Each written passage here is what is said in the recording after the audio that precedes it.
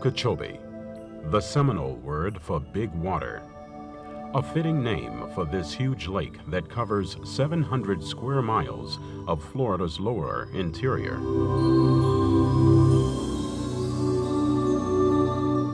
Most of the time, Lake Okeechobee is serene, seemingly content with the boundaries of its shoreline.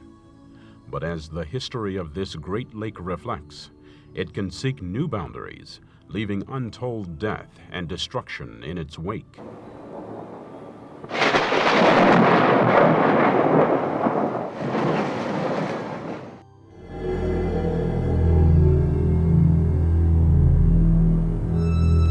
September 16th, 1928, a fierce storm would bear down on Palm Beach County.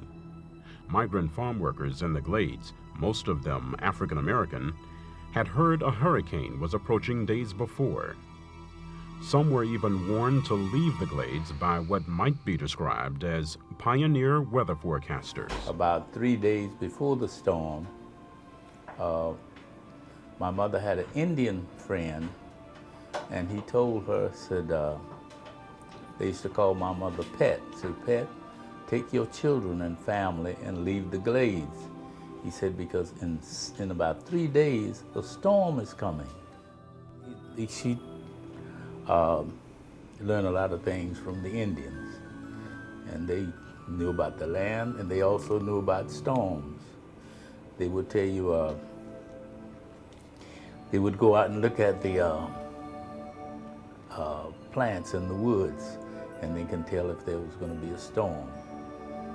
And they would watch the birds for storms. Those primitive methods of weather forecasting proved to be true with deadly accuracy.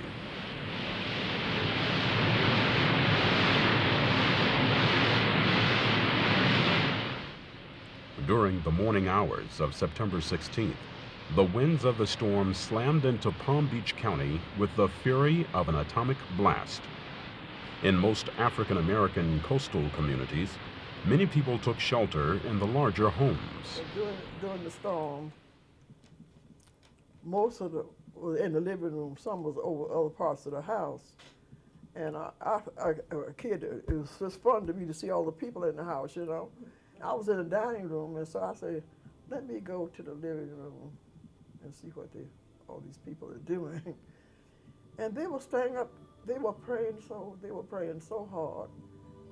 And I would look and wonder what they were frightened about by my father not being able to close the attic. The ceiling was doing like swinging up and down. And I recall in our house, the roof blew off. And I was standing on the porch, everybody was getting out of the house, and a 2x4 or something hit me in the forehead, and the whole roof went off the house, and it went about 2.5 blocks. The wind took me, and I remember coming down just over the roof with this hole in my head.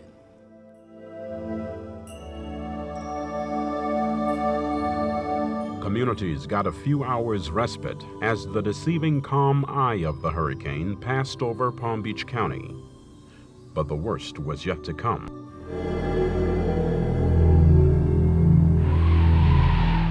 Later that evening, the second wall of the storm came ashore with far more powerful winds than the first.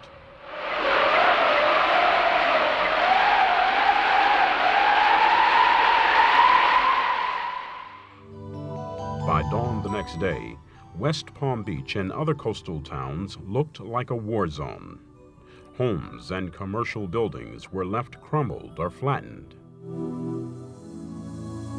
As bad as that was, it was relatively minor compared to the cataclysmic devastation in the Glades. And of course the winds were strong. She described how they howled just a little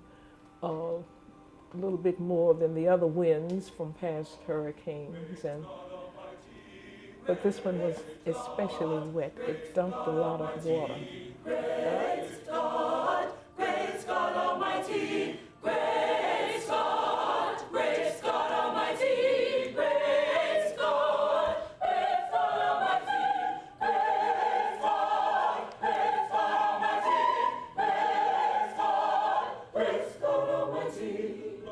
Lake Okeechobee, Big Water as it were, swelled to levels no one could have imagined.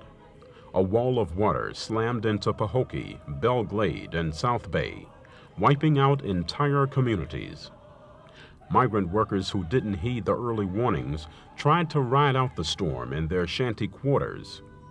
Thousands perished. Bodies and debris littered the land. It had a great impact on my family because in that storm I lost my maternal grandparents and 4 aunts and uncles. Those who managed to survive literally hung precariously in the balance. Among them was Vera Farrington, who was in the relative safety of her mother's womb, but was often told about the desperate situation by her mother. But she had vivid memories of how my father unhooked the door from their shabby house and put it on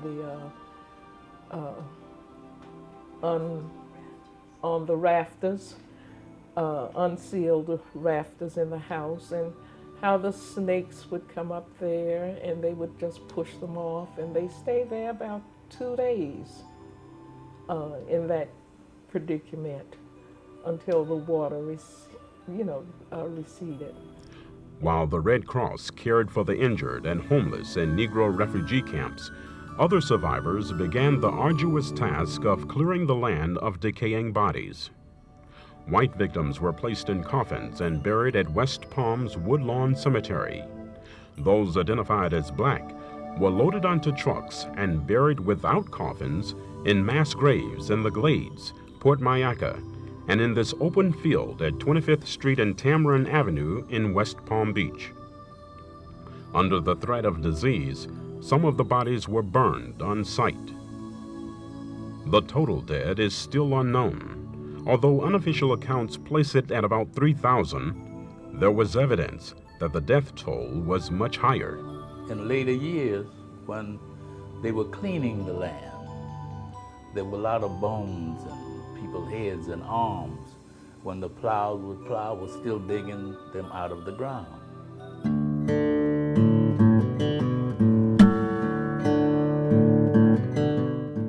As a result of the storm of '28, management of the water became a key issue. The Army Corps of Engineers built a 40-foot dike around Lake Okeechobee, and the South Florida Water Management District was established. At the district, water managers are capable of lowering the lake and canals long before severe storms approach. District personnel also train regularly and conduct outreach programs that are crucial to hurricane survival. Despite the heavy death toll blacks suffered in the storm of '28, African Americans, ironically, remain among the least prepared for a hurricane today. Hurricane season starts June 1st, and you have from January to June 1st to prepare your plans, decide what you want to do, whether or not you want to evacuate, whether or not you plan to stay here in Florida, whether at home or with a friend, and if so, to make your plan now and exercise your plan and make sure you have your disaster kit, your supplies kit, and you make some kinds of plans for your pets. And that should assist you in surviving any kind of hurricanes. With the help of state and local agencies and private donations, the Storm of '28 Coalition, a nonprofit organization, is planning to build a memorial complex at the 25th and Tamarin mass grave site. While white storm victims were memorialized shortly after the hurricane, black victims have been all but forgotten for more than 7 decades. The $6 million memorial complex will include a monument and a state-of-the-art hurricane education center and museum. The people who are lying here in this trench contributed greatly to the development of Palm Beach County as it stands today. They lost their lives in the storm of 1928 and have gone unrecognized for 72 years. People didn't know that there was a mass grave here and a pauper cemetery. So there is lost history in this field that needs to be reclaimed. We'd also like to put in on the adjacent land an interactive education center that will house the history of the migrant farm workers, the black pioneers, flood and severe storm information will be in this site. We'd also like to use it as a hurricane evacuation center. I think it's high time. It's long overdue. That was really a tragedy, and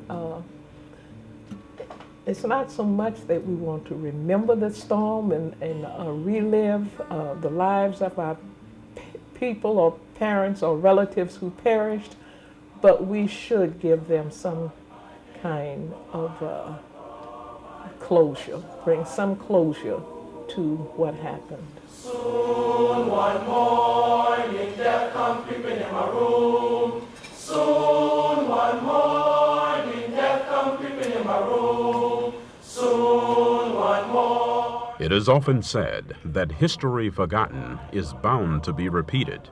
Hopefully, by educating the public about the human tragedy brought by the storm of '28, that history will never be repeated. Hush, somebody's calling my name. Hush, hush, somebody's calling my name. Oh my Lord, what shall I do?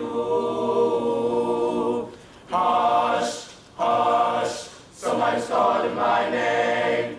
Hush, somebody's calling my name. Hush, hush, somebody's calling my name. Oh my Lord, what shall I